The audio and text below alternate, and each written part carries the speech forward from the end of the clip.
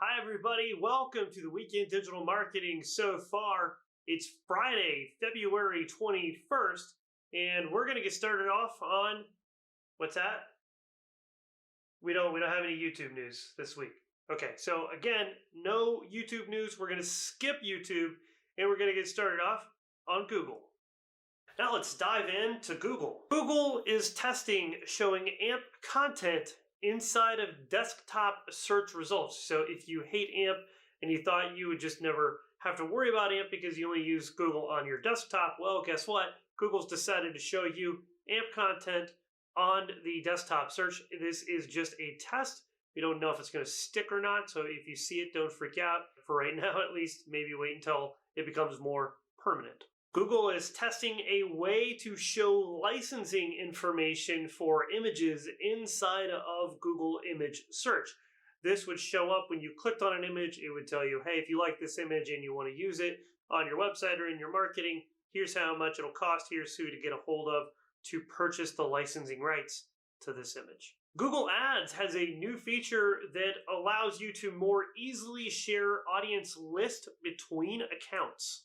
Google Ads is also testing a new feature to give deeper insights on conversions. For example, if you're a retail e-commerce website, Google Ads is testing the ability to show when someone clicks on an ad and then puts a product into their shopping cart but doesn't end up completing the purchase. Right now, you would only be able to see when someone clicks on an ad and then actually completes the purchase all the way through.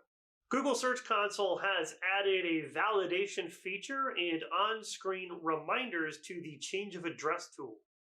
There appears to have been a very, very sizable update to the algorithm on Google Maps, Google Local over the weekend, according to Barry Schwartz over at Search Engine Roundtable. If you noticed a shakeup in your local rankings, that's probably where this is coming from. No details yet on what that algorithm update was all about. There has been a lot of talk over the past year and a half about spam on Google Maps and inside of Google My Business, the portal that allows us to get information onto Google Maps. Google is starting to fight back. They are now claiming that spam on Google Maps only constitutes 1% of all content added to Google Maps every day. Google also told us that in 2019, they utilized artificial intelligence to identify and remove 75 million fake reviews from Google Maps. Now, I just want to say something about this real quick. 75 million sounds like a really big number, but it's pretty easy to find clearly very fake reviews on Google Maps right now. In fact, earlier today, I spent about 15 minutes and I found dozens of fake reviews by just looking for a couple of different types of businesses in different market areas around the country. And then from those fake reviews, I was able to find the sellers who are selling the fake reviews. It's really, really terrible out there. 75 million may be only the tip of the iceberg for the amount of fake reviews that are on Google Maps. It's completely disingenuous of them to say this number and then act as if they are actively removing all fake reviews from Google Maps. I don't like Yelp's solution where they keep real reviews from actually being displayed or shown, and I don't like Google's approach where they, barely attack fake reviews, but they act like it's some big thing. We need some middle ground. Google, I'm begging you, Google My Business, Google Maps, whoever is over there, we're begging you, we're pleading with you. Please get better at taking down these fake reviews. There was an unannounced update to Google My Business earlier this week. You can now add up to 10 photos or videos to most post types inside of Google My Business posts. And if you're not familiar with it, it's very similar to a social media post like a tweet or a post on a Facebook page. The only type of post inside of Google My Business post that you can't add up to 10 images or videos to is the product type. That still only allows one photo or one video, but the rest, what's new, events, offers, stuff like that, you can add up to 10 photos or videos starting early on Tuesday. Over on Facebook. Facebook is internally testing a tabbed version of the newsfeed. This tabbed version of the newsfeed would allow users to move quickly between 3 different versions of the newsfeed itself, starting with the standard version that we currently have, which they call the relevant version. then to a tab called Recent, which would show you the most recent posts that are probably relevant to you, and then a tab called Seen, which shows you posts that you've recently seen in descending chronological order. This is an internal test. There's no word if this is going to end up becoming a product that we actually get pushed to desktop version or the mobile apps. So hang tight. If you like these ideas, you can actually manipulate the newsfeed yourself right now. You're probably aware of all the controls, but one thing most people aren't aware of is you can go to facebook.com/seen, S-E-E-N, when you're logged in, and it'll actually go ahead and show you a newsfeed of everything you've recently seen. Shortly after it was announced that Pinterest made $1 billion in revenue, Facebook is attacking the company yet again, this time with a new social media app only on iOS called Hobby, Hobbi. The app is eerily similar to Pinterest and is not the first time Facebook has made something very, very similar to Pinterest. It's just an experiment. They could end up killing it, similar to their whale experiment last year. We will have to wait and see, but it's interesting nonetheless. If you're an iOS user, I am not, but if you are, you might want to go download it and check it out and see if you like it. Over on Instagram, so I've promised not to get political on this video series or to talk about politics or to get political on my social media channels. So we're going to talk a little bit about politics here. This is not my political opinion.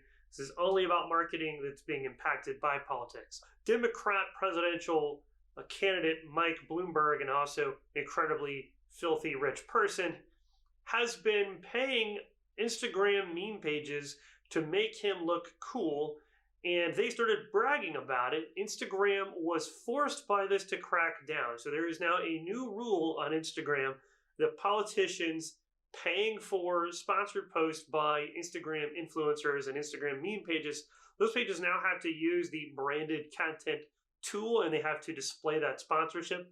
Instagram is requiring all of Mike Bloomberg's paid posts retroactively to be marked as branded content with the upcoming election in mind, but also any future content that he pays for, any memes that he buys, or obviously any other politician tries to buy, have to use that branded content tool. So if you're an Instagram influencer or a meme page owner out there, just make sure that you're aware of that.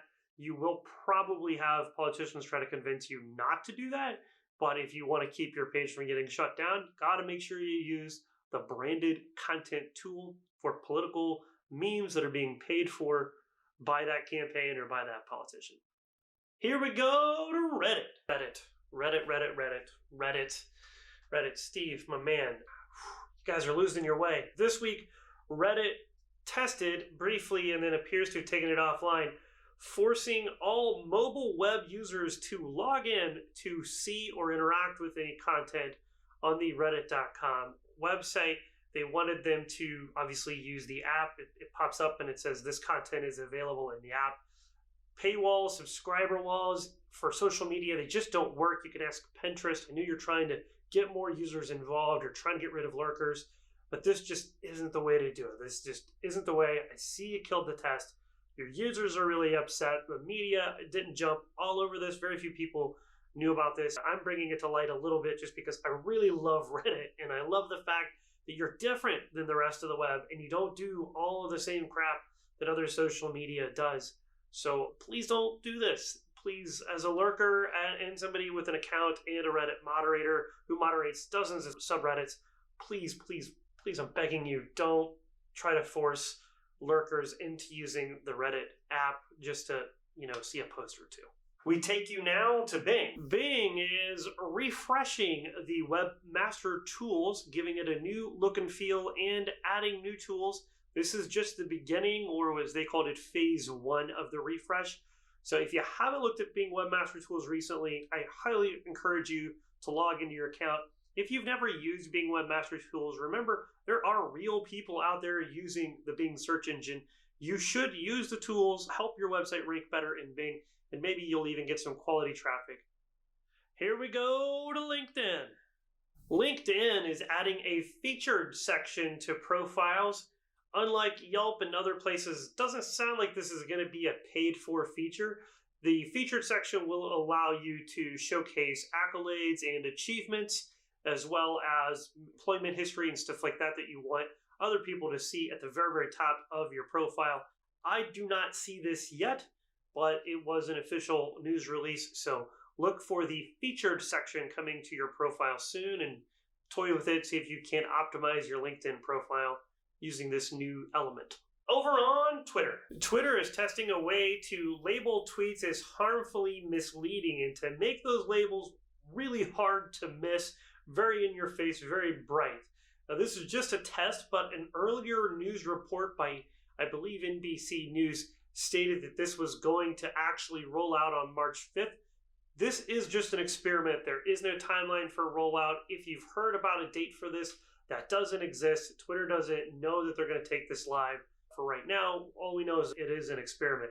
That being said, if you are a marketer out there, you need to be aware of this, because if your brand or your account or your client says something that is tagged by the community as harmfully misleading, that would obviously not look good on any of the above.